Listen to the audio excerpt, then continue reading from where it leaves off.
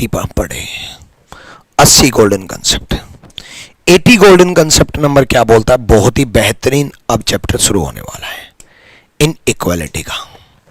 CHSL mains में सवाल आया है, इन इक्वालिटी में क्या होता है, इक्वल टू हटा के चलना है और जिस तरफ क्लोज माउथ रहेगा उस तरफ क्लोज माउथ, जिस तरफ ओपन माउथ रहेगा उस तरफ ओपन माउथ। और अगर किसी तरफ क्लोज माउथ आ जाए दोनों तरफ, जैसे बी वेरिएबल पर दोनों तरफ आ जाए तो इसमें नो रिलेशन होता है, और बी वेरिएबल पर क्लोज माउथ आ जाए तो इसमें नो रिलेशन होता है। ठीक है, तो P और V में देखो नो रिलेशन अगर एक बार बन जाता है तो पूरी चेन के लिए नो रिलेशन है। P और V में L के ऊपर नो रिलेशन बना हुआ है, देखो दोनों तरफ ओपन माउथ आया हुआ है, तो P और V में नो रिलेशन गलत। सेम इसी प्रकार G और L में यहां पर नो रिलेशन आया हुआ है, क्लोज माउथ साथ में, तो G और L में नो रिलेशन गलत, दोनों गलत है, नाइदर फर्स्ट नोर सेकेंड। P और M में देखो, P और M में आज टेंशन ना लो, समझ में आ जाएगा। देखो यहां इक्वल टू हट गया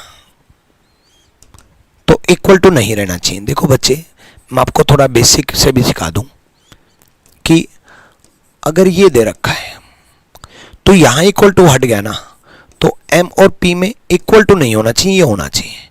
इक्वल टू साथ में तब आता जब यहां इक्वल टू होता ना तो यहां भी इक्वल टू होता, दोनों तरफ इक्वल टू होता तो यहां इक्वल टू होता। अगर यही केस ऐसा दिया होता, मान लो ऐसा, तो यहां भी इक्वल टू यहां भी इक्वल टू, तो दोनों में इक्वल टू आता और तब ऐसा बनता। तब कैसा बनता, तब ऐसा बनता, ऐसा। लेकिन तब भी क्लोज माउथ किस तरफ रहता, M की तरफ। M छोटा होता या बराबर होता, ये तो तब भी गलत होता।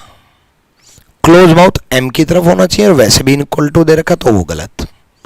Q और T में देख लो भाई, Q और T में देखो M के ऊपर नो रिलेशन आया हुआ। नो रिलेशन क्या होता है वो मैं समझा देता हूं। देखो किसी भी एक कॉमन वेरिएबल के ऊपर, जैसे ये कॉमन वेरिएबल है A और C के लिए, B कॉमन है, तो यहां क्लोज माउथ है, यहां भी क्लोज माउथ है, तो ये नो रिलेशन का केस बन जाता है।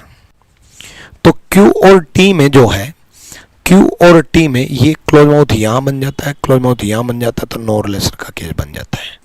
तो ये भी गलत, दोनों गलत, तो neither first NOR second, A is the right answer. Next question करते हैं। अगला क्वेश्चन देखो भाई, देखो बच्चे Z और R में देखो यहां नो रिलेशन का केस बन गया। अब देखो अगर ऐसा दिया है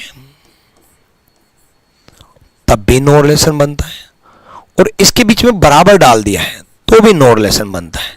अभी बराबर में कितने ही वेरिएबल आ जाए, चाहे एक और वेरिएबल बराबर दे देता तब भी नो रिलेशन का केस है, क्योंकि ये बराबर है मतलब एक ही यूनिट है, एक ही यूनिट है मतलब बराबर है, बराबर मतलब एक यूनिट है, यानी कि नो रिलेशन का केस बन रहा है। तो Z और R में नो रिलेशन बन गया। जब यहां नो रिलेशन है तो आगे भी नो रिलेशन है, Z और R नो रिलेशन गलत।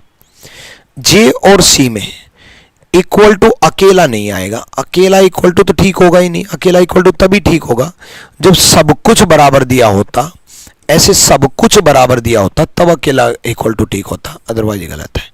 ये भी नाइदर फर्स्ट नोर सेकेंड है, ये भी नाइदर फर्स्ट नोर सेकेंड है। डन है। चलो नेक्स्ट देख लो भाई, B और F में देखो बच्चे नो रिलेशन C के ऊपर आ गया, नो रिलेशन C के ऊपर आ गया तो पहला गलत। C और A में इक्वल टू यहां हट गया, सॉरी इक्वल टू यहां है, यहां भी है, तो अभी अभी मैंने आपको समझाया था कि यहां भी इक्वल टू और यहां भी इक्वल टू, तो A और C में A C से बड़ा होगा या बराबर होगा।